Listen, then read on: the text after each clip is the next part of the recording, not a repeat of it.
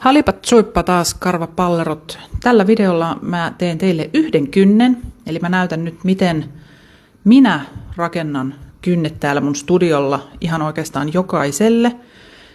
Useimmiten multa kysytään just tää, että viilataanko siinä kynnet aivan päin mettää ja sen jälkeen omat kynnet on pilalla ja ties mitä muuta, mutta ei viilata yhtään mihinkään. Kevyt bufferointi riittää. Mun oma kynsi esimerkiksi on sen verran kuiva, että mulle riittää tommonen aika köykäinen bufferi.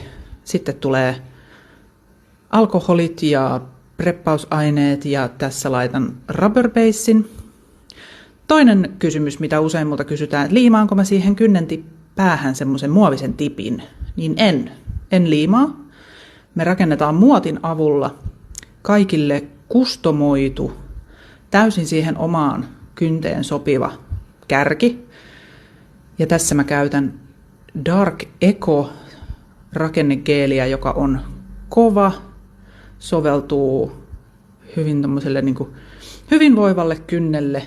Ja jos varsinkin haluaa pituutta, niin aivan absoluuttisen must. Nyt otetaan muotti irti ja tadaa! Tässä ikään kuin on nyt se liimattu tippi, mutta mä vaan tein sen just tohon kynteen sopivan. En yrittänyt pakottaa siihen mitään muovisia ekstra asioita. Tehdään siihen pieni tasoituskerros. Saadaan ihan tasainen tuosta pinnasta.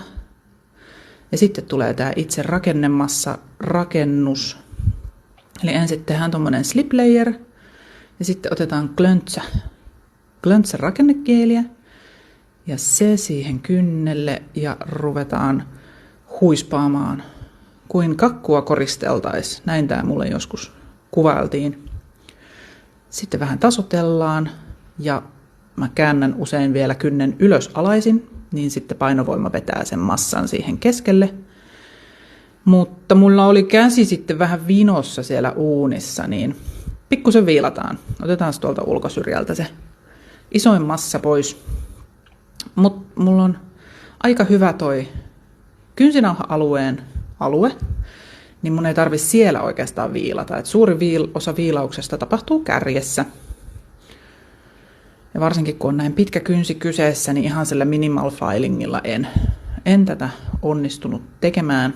Tai no filingilla siis. Mutta jes, lopussa bufferoidaan, putsataan. Meillä on valmis kynsi. Starterilla vielä viimeiset sipasut, niin kynsi olisi valmis sitten värille ja koristeluille.